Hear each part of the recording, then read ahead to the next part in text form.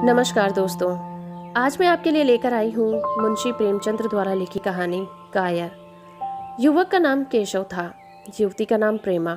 दोनों एक ही कॉलेज में और एक ही क्लास के विद्यार्थी थे। केशव नए विचारों का युवक था, जात पात के बंधनों का विरोधी था। प्रेमा पुराने संस्कारों की कायल थी, पुरानी मर्यादाओं और प्रथाओं में पूरा विश्वास रखने वाली। लेकिन फिर भी दोनों में गाढ़ा प्रेम हो गया था और यह बात सारे कॉलेज में मशहूर थी। केशव ब्राह्मण होकर भी वैश्य कन्या प्रेमा से विवाह करके अपना जीवन सार्थक करना चाहता था। उसे अपने माता पिता की परवाह न थी। कुल मर्यादा का विचार भी उसे स्वांग सा लगता था। उसके लिए सत्य कोई वस्तु थी तो प्रेम थी, किंतु प्रेमा के लिए माता पिता और कुल परिवार के आदेश के विरुद्ध एक कदम बढ़ाना भी असंभव था। संध्या का समय है। विक्टोरिया पार्क में एक निर्जन स्थान में दोनों आमने सामने हरियाली पर बैठे हुए हैं। सैर करने वाले एक एक करके विदा हो गए, किंतु ये दोनों अभी वहीं बैठे हुए हैं। उनमें एक ऐसा प्रसंग छिड़ा हुआ है जो किसी तरह समाप्त नहीं होता। केशव ने झुंझलाकर कहा, इसका ये अर्थ है कि तुम्हें मेरी परवाह नहीं है? प्रेमा ने उसको शांत करने की चेष्टा करके कहा, तुम मेरे साथ अन्याय कर रहे हो केशव, लेकिन मैं इस विषय को माता पिता के सामने कैसे छेड़ूं, यह मेरी समझ में नहीं आता। वे लोग पुरानी रूढ़ियों के भक्त हैं। मेरी तरफ से कोई ऐसी बात सुनकर मन में जो जो शंकाएं होंगी उनकी तुम कल्पना भी नहीं कर सकते हो। केशव ने उग्र भाव से पूछा, तो तुम भी उन्हीं पुरानी रूढ़ियों की गुलाम हो? प्रेमा ने अपनी बड़ी बड़ी आंखों में मृदु स्नेह भरकर कहा, नहीं, मैं उनकी गुलाम नहीं हूँ, लेकिन माता पिता की इच्छा के लिए और सब चीजों से अधिक मान्य है। तुम्हारा व्यक्तित्व कुछ नहीं है, ऐसा ही समझ लो। मैं तो समझता था कि ये ढकोसले मूर्खों के लिए ही है, लेकिन अब मालूम हुआ कि तुम जैसी विदुषियां भी उनकी पूजा करती हैं। जब मैं तुम्हारे लिए संसार को छोड़ने को तैयार हूँ तो तुमसे भी यही आशा करता हूँ। प्रेमा ने मन में सोचा, मेरा अपनी देह पर क्या अधिकार है? जिन माता पिता ने अपने रक्त से मेरी सृष्टि की है और अपने स्नेह से उसे पाला है, उनकी मर्जी के खिलाफ कोई काम करने का उसे कोई हक नहीं है। उसने दीनता के साथ केशव से कहा, क्या प्रेम स्त्री और पुरुष के रूप में ही हो सकता है, मैत्री के रूप में नहीं? मैं तो आत्मा का बंधन समझती हूँ। केशव ने कठोर भाव से कहा, इन दार्शनिक विचारों से तुम मुझे पागल कर दोगी प्रेमा। बस इतना ही समझ लो, मैं निराश होकर जिंदा नहीं रह सकता। मैं प्रत्यक्षवादी हूँ और कल्पनाओं के संसार में प्रत्यक्ष का आनंद उठाना मेरे लिए असंभव है। यह कहकर उसने प्रेमा का हाथ पकड़कर अपनी ओर खींचने की चेष्टा की। प्रेमा ने झटके से हाथ छुड़ा लिया और बोली, नहीं केशव, मैं कह चुकी हूँ कि मैं स्वतंत्र नहीं हूँ। तुम मुझसे वह चीज़ न मांगो जिस पर मेरा कोई अधिकार नहीं है। केशव को अगर प्रेमा ने कठोर शब्द कहे होते तो भी उसे इतना दुख न हुआ होता। एक क्षण तक वह मन मारे बैठा रहा, फिर उठकर निराशा भरे स्वर में बोला, जैसी तुम्हारी इच्छा। आहिस्ता आहिस्ता सा कदम उठाता वहां से चला गया।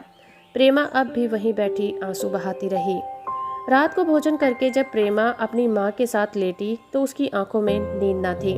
केशव ने उसे एक ऐसी बात कह दी थी जो चंचल पानी में पड़ने वाली छाया की तरह उसके दिल में छाई हुई थी। प्रतिक्षण उसका रूप बदलता था, वह उसे स्थिर न कर सकती थी। माता से इस विषय में कुछ कहे तो कैसे कहे, लज्जा मुंह बंद कर देती थी। उसने सोचा, अगर केशव के साथ मेरा विवाह न हुआ तो उस समय मेरा क्या कर्तव्य होगा? अगर केशव ने कुछ उद्दंडता कर डाली तो मेरे लिए संसार में फिर क्या रह जाएगा? लेकिन मेरा बस ही क्या है? इन भांति भांति के विचारों में एक बात जो उसके मन में निश्चित हुई, यह वह थी कि केशव के सिवा वह और किसी से विवाह न कर सकेगी। उसकी माता ने पूछा, क्या तुम्हें अब तक नींद नहीं आई? मैंने तुमसे कितनी बार कहा कि थोड़ा बहुत घर का काम काज कर लिया करो, लेकिन तुझे किताबों से ही फुर्सत नहीं मिलती। 4 दिन में तू पराए घर जाएगी, कौन जाने कैसा घर मिले। मगर कुछ काम करने की आदत न रही तो कैसे निभा होगा? प्रेमा ने भोलेपन से कहा, मैं पराए घर जाऊंगी ही क्यों? माता ने मुस्कुराकर कहा, लड़कियों के लिए यही तो सबसे बड़ी विपत्ति है बेटी। माँ बाप की गोद में पलकर ज्यों ही सयानी हुई दूसरे की हो जाती है। अगर अच्छे प्राणी मिले तो जीवन आराम से कट जाता है, नहीं तो रो रो कर दिन काटना पड़ता है। सब कुछ भाग्य के अधीन है। अपनी बिरादरी में तो मुझे कोई घर भी नहीं दिखता, कहीं लड़कियों का आदर नहीं है। लेकिन करना तो बिरादरी में ही पड़ेगा ना। न जाने यह जात पात का बंधन कब टूटेगा।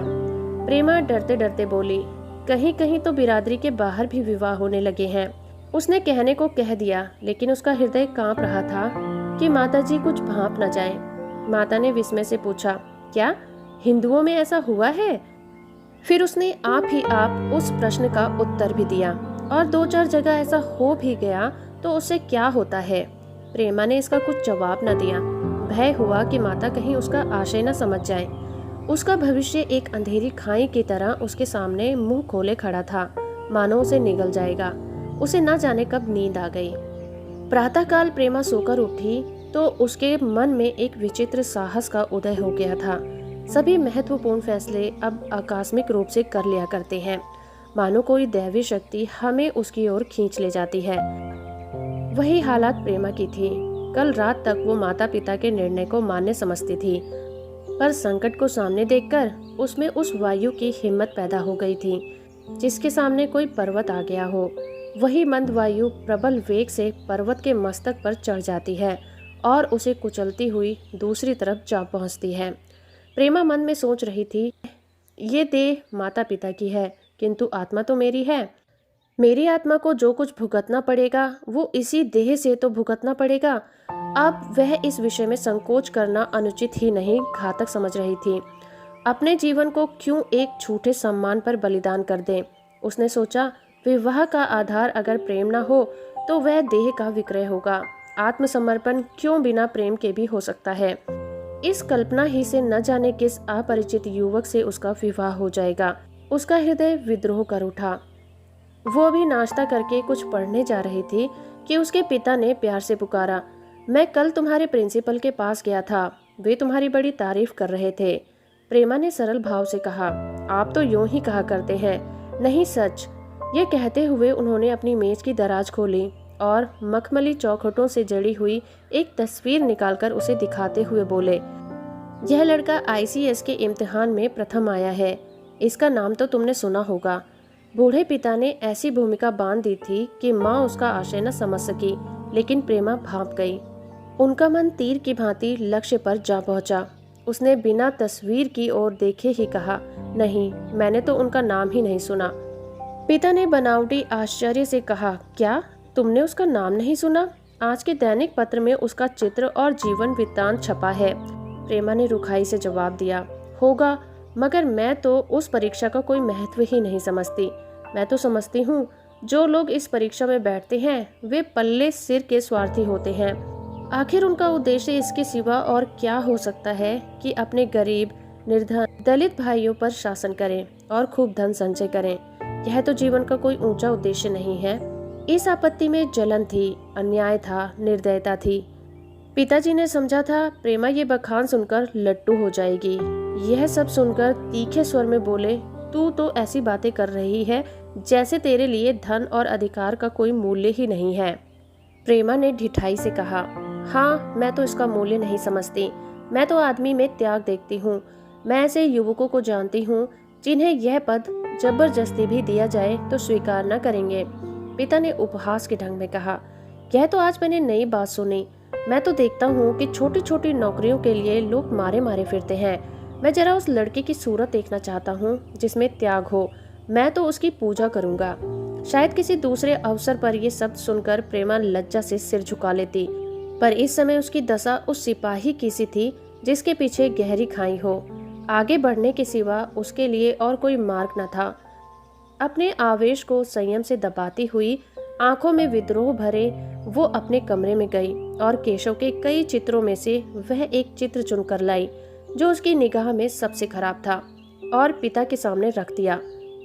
बूढ़े पिताजी ने चित्र को उपेक्षा के भाव से देखना चाहा। ऊंचा कद था, दुर्बल होने पर भी उसका गठन स्वास्थ्य और संयम का परिचय दे रहा था। मुख पर प्रतिभा का तेज न था, पर विचारशीलता पर कुछ ऐसा प्रतिबिंब था जो उसके मन में विश्वास पैदा करता था। उन्होंने उस चित्र की ओर देखते हुए पूछा, ये किसका चित्र है? प्रेमा ने संकोच से सिर झुकाकर कहा, ये मेरे ही क्लास में पढ़ते हैं, अपनी ही बिरादरी का है। प्रेमा की मुख मुद्रा धूमिल हो गई। इस प्रश्न के उत्तर पर उसकी किस्मत का फैसला हो जाएगा। उसके मन में पछतावा हुआ कि व्यर्थ में इस चित्र को यहाँ लाई। उसमें एक क्षण के लिए जो दृढ़ता आई थी वह इस पैने प्रश्न के सामने कातर हो उठी। दबी हुई आवाज में बोली, जी नहीं, वो ब्राह्मण है। और यह कहने के साथ ही शुद्ध होकर कमरे में निकल गई, मानो वहां की वायु में उसका गला घुटा जा रहा हो, और दीवार की आड़ में होकर रोने लगी। लाला जी को पहले ऐसा क्रोध आया कि प्रेमा को बुलाकर साफ साफ कह दे कि ये असंभव है। वे उसी गुस्से में दरवाजे तक आए, लेकिन प्रेमा को रोते देखकर नम्र हो गए। इस युवक के प्रति प्रेमा के मन में क्या भाव है यह उनसे ना छिपा रहा। वे स्त्री शिक्षा के पूरे समर्थक थे, लेकिन इसके साथ ही कुछ मर्यादा की रक्षा भी करना चाहते थे। अपनी ही जाति में सुयोग्य वर्ग के लिए अपना स्वर्ण अर्पण कर सकते थे, लेकिन उस क्षेत्र के बाहर कुलीन से कुलीन और योग्य से योग्य वर्ग की कल्पना भी उनके लिए असहाय थी। इससे बड़ा अपमान वे सोच ही न सकते थे। उन्होंने कठोर स्वर में कहा, आज से कॉलेज जाना बंद कर दो। अगर शिक्षा कुल मर्यादा को डुबोना ही सिखाती है तो कुशिक्षा है। प्रेमा ने कातर कंठ से कहा, परीक्षा तो समीप आ गई है। लाला जी ने दृढ़ता से कहा, आने दो, और फिर अपने कमरे में जाकर विचारों में डूब गए। 6 महीने गुजर गए। लाला जी ने घर में आकर पत्नी को एकांत में बुलाया और बोले, जहाँ तक मुझे मालूम है केशव बहुत ही सुशील और प्रभावशाली युवक है। मैं तो समझता हूँ प्रेमा इस शोक में खुल खुल कर प्राण दे देगी। तुमने भी समझाया, मैंने भी समझाया, दूसरों ने भी समझाया, पर उस पर कोई असर ही नहीं होता। ऐसी दशा में हमारे लिए और क्या उपाय है? उनकी पत्नी ने चिंतित भाव में कहा, कर तो दोगे, लेकिन रहोगे कहाँ? न जाने कहाँ से ये कुलिचनी मेरी कोख में आ गई। लाला जी ने भवें सिकोड़कर तिरस्कार के साथ कहा, यह तो 1000 दफा सुन चुका, लेकिन कुल मर्यादा के नाम को कहाँ तक रोए। चिड़िया का पर खोलकर यह आशा करना कि वह तुम्हारे आंगन में ही फुदकती रहेगी भ्रम है। मैंने इस पर ठंडे दिल से विचार किया है और इस नतीजे पर पहुंचा हूँ, हमें इस आबद्रम को स्वीकार कर लेना ही चाहिए। कुल मर्यादा के नाम पर मैं प्रेमा की हत्या नहीं कर सकता। दुनिया हंसती हो हंसे, मगर वह जमाना बहुत जल्द आने वाला है जब ये सभी बंधन टूट जाएंगे। आज भी सैकड़ों विवाह जात पात के बंधनों को तोड़कर हो चुके हैं। अगर विवाह का उद्देश्य स्त्री और पुरुष का सुखमय जीवन है तो हम प्रेमा की उपेक्षा नहीं कर सकते। वृद्धा ने शुद्ध होकर कहा, जब तुम्हारी यही इच्छा है तो मुझसे क्या पूछते हैं, लेकिन मैं कह देती हूँ कि मैं इस विवाह के नज़दीक न आऊँगी, न कभी इस छोकरी का मुंह देखूंगी। समझ लूँगी जैसे और सब लड़के मर गए वैसे यह भी मर गई। तो फिर आखिर तुम क्या करने को कहती हो? क्यों नहीं उस लड़के से विवाह कर देते? उसमें क्या बुराई है? वह 2 साल में सिविल सर्विसेज पास करके आ जाएगा। केशव के पास क्या रखा है? बहुत होगा किसी दफ्तर में क्लर्क हो जाएगा। और अगर प्रेमा प्राण हत्या कर ले तो कर ले। तुम तो उसे और शह देते हो। जब उसे हमारी परवाह नहीं है तो हम उसके लिए अपने नाम को क्यों कलंकित करें? प्राण हत्या करना कोई खेल नहीं है, यह सब धमकी है। मन घोड़ा है, जब तक उसे लगाम ना दो पुट्ठे पर हाथ भी न रखने देगा। जब उसके मन का ये हाल है तो कौन कहे केशव के साथ ही जिंदगी भर निभा करेगी। जिस तरह आज उससे प्रेम है उसी तरह कल दूसरे से भी हो सकता है। तो क्या पत्ते पर अपना मांस बिकवाना चाहते हो? लाला जी ने स्त्री को प्रश्न सूचक दृष्टि से देखकर कहा, और अगर वह कल खुद जाकर केशव से विवाह कर ले तो तुम क्या कर लोगी? फिर तुम्हारी कितनी इज्जत रह जाएगी? वे चाहे संकोचवश या हम लोगों के लिहाज से हो यूं ही बैठी रहे, पर यदि जिद पर कमर बांध ले हम तुम कुछ नहीं कर सकते। इस समस्या का ऐसा भीषण अंत हो सकता है, यह इस वृद्धा के ध्यान में भी न आया था। यह प्रश्न बम के गोले की तरह उसके दिमाग पर गिरा। एक क्षण तक वो अवाक बैठी रह गई, मानो इस आघात ने उसकी बुद्धि की धज्जियां उड़ा दी हों। फिर पराभूत होकर बोली, तुम्हें अनोखी ही कल्पनाएं सूझती हैं। मैंने तो आज तक कभी भी नहीं सुना कि किसी कुलीन कन्या ने अपनी इच्छा से विवाह किया है। तुमने ना सुना हो, लेकिन मैंने सुना है और देखा है, और ऐसा होना संभव भी है। जिस दिन ऐसा होगा उस दिन तुम मुझे जीती ना देखोगे। मैं यह नहीं कहता ऐसा होगा ही, लेकिन होना संभव है। तो जब ऐसा होना है तो इससे तो यही अच्छा है कि हम इसका प्रबंध करें। जब नाक ही कट रही है तो तेज छुरी से क्यों न कटे। कल केशव को बुलाकर देखो क्या कहता है। केशव के पिता सरकारी पेंशनर हैं, मिजाज के चिड़चिड़े और कृपण। धर्म के अबंडरों में ही उनकी चित्त को शांति मिलती है। कल्पना शक्ति का अभाव था, किसी के मनोभाव का सम्मान ना कर सकते थे। वे अब भी उस संसार में रहते थे जिससे उन्होंने अपने बचपन और जवानी के दिन काटे थे। नवयुग की बढ़ती हुई लहर को वे सर्वनाश कहते थे और कम से कम अपने घर को दोनों हाथों और दोनों पैरों पर लगाकर उसे बचाए रखना चाहते थे। लेकिन जब एक दिन प्रेमा के पिता उनके पास पहुंचे तो केशव से प्रेमा के विवाह का प्रस्ताव किया तो बूढ़े पंडित जी अपने आप में ना रह सके। धुंधली आंखें फाड़कर बोले, आप भांग खाकर तो नहीं आए हैं? इस तरह का संबंध और चाहे जो कुछ हो, विवाह नहीं है। मालूम होता है आपको भी नए जमाने की हवा लग गई है। बूढ़े बाबूजी ने नम्रता से कहा, मैं खुद ऐसा संबंध पसंद नहीं करता। इस विषय में मेरे भी विचार वही हैं जो आपके हैं। मुझे विवश होकर आपकी सेवा में आना पड़ा। आजकल के लड़के और लड़कियां कितने स्वेच्छाचारी हो गए हैं, यह तो आप जानते ही हैं। हम बूढ़े लोगों के लिए अब अपने सिद्धांतों की रक्षा करना कठिन हो गया है। मुझे भय है कि कहीं दोनों निराश होकर अपनी जान न खो जाएं। बूढ़े पंडित जी जमीन पर पांव पटकते हुए गरज उठे, आप क्या कहते हैं साहब? आपको शर्म आनी चाहिए। हम ब्राह्मण हैं। ब्राह्मण कितने ही पतित हो गए हों, इतने मर्यादा शून्य नहीं हुए हैं कि बनिए बक्कालों की लड़की से विवाह करते फिरे। जिस दिन कुलीन ब्राह्मणों में लड़कियां ना रहेंगी उस दिन यह समस्या उपस्थित हो सकती है। मैं कहता हूँ, आपको मुझसे यह बात करने का साहस कैसे हुआ? बूढ़े बाबूजी जितना ही दबते थे उतना ही पंडित जी बिगड़ते थे। यहाँ तक कि लाला जी अपना अपमान ज्यादा न सह सके और अपनी तकदीर को कोसते हुए चले गए। उसी वक्त केशव कॉलेज से आया। पंडित जी ने तुरंत उसे बुलाकर कठोर कंठ में कहा, मैंने सुना है तुमने किसी बनिए की लड़की से अपना विवाह कर लिया है। यह खबर कहाँ तक सही है? केशव ने अनजान बनकर पूछा, आपसे किसने कहा? किसी ने कहा। मैं पूछता हूँ, यह बात ठीक है या नहीं? अगर ठीक है तो तुमने अपनी मर्यादा को डुबोना निश्चय कर लिया है तो तुम्हारे लिए हमारे घर में कोई स्थान नहीं है। तुम्हें मेरी कमाई का एक धेला भी नहीं मिलेगा। मेरे पास जो कुछ है वह मेरी अपनी कमाई है। मुझे अख्तियार है कि मैं उसे जिसे चाहे दे दूं। तुम यह अनीति करके मेरे घर में कदम नहीं रख सकते। केशव पिता के स्वभाव से परिचित था। प्रेमा से उसे प्रेम था। वह गुप्त रूप से प्रेमा से विवाह कर लेना चाहता था। बाप हमेशा तो बैठे न रहेंगे। माता के स्नेह पर उसे विश्वास था। उस प्रेम की तरंग से वह सारे कष्टों को झेलने के लिए तैयार मालूम होता था।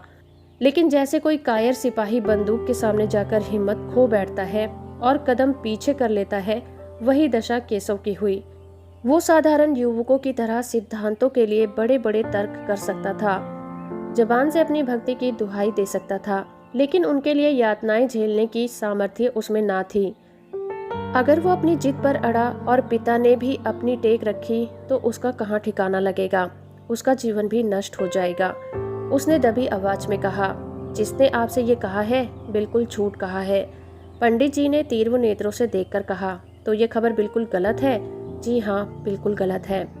तो तुम आज ही इसी वक्त उस बनिए को खत लिख दो और याद रखो कि अगर इस तरह की चर्चा फिर कभी उठी तो तुम्हारा सबसे बड़ा शत्रु मैं होऊंगा। बस जाओ। केशव और कुछ न कह सका और वहां से चला गया।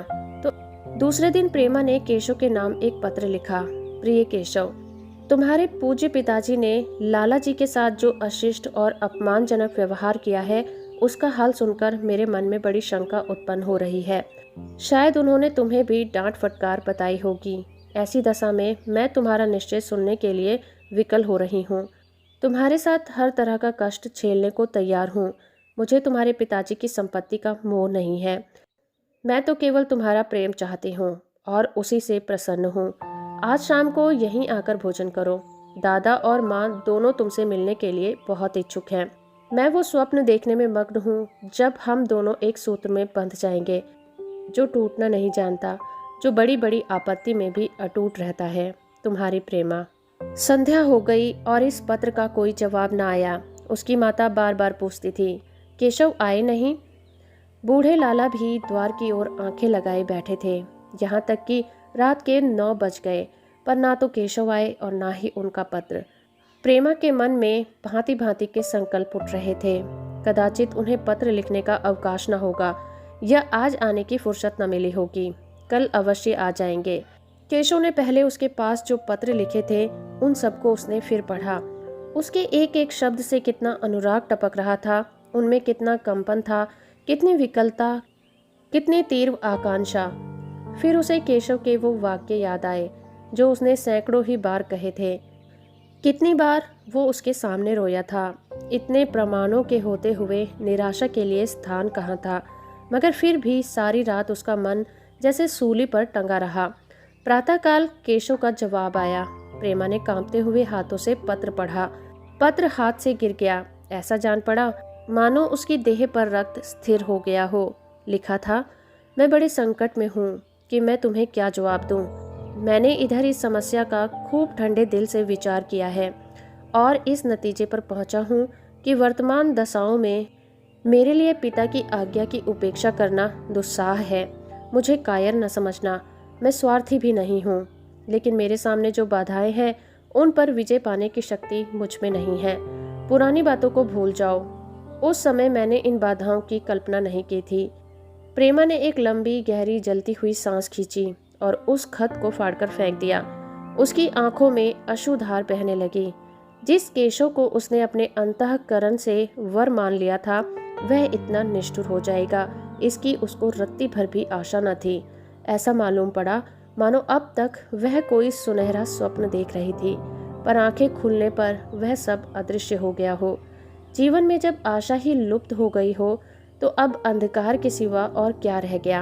अपने हृदय की सारी संपत्ति लगाकर उसने एक नाव लदवाई थी। अब दूसरी नाव कौन वहां लदवाएगा। अगर वह नाव टूटी है तो उसके साथ वह भी डूब जाएगी। माता ने पूछा, क्या केशव का पत्र है? प्रेमा ने भूमि की ओर ताकते हुए कहा, हाँ, उनकी तबीयत अच्छी नहीं है। इसके सिवा वह और क्या कहे। केशव की निष्ठुरता और बेवफाई का समाचार कहकर लज्जित होने का साहस उसमें नहीं था। दिन भर वो घर के काम धंधों में लगी रही, मानो उसे कोई चिंता ही नहीं है। रात को उसने सबको भोजन करवाया, खुद भी भोजन किया और बड़ी देर हारमोनियम पर गाती रही। मगर सवेरा हुआ तो उसके कमरे में उसकी लाश पड़ी हुई थी। प्रभात की सुनहरी किरणें उसके पीले मुख को जीवन की आभा प्रदान कर रही थी। तो दोस्तों, अभी आप सुन रहे थे मुंशी प्रेमचंद्र द्वारा लिखी कहानी कायर। कहानी और मेरा प्रयास आपको अच्छा लगा है तो आप इस वीडियो को लाइक, शेयर और चैनल को सब्सक्राइब करना बिल्कुल मत भूलिएगा।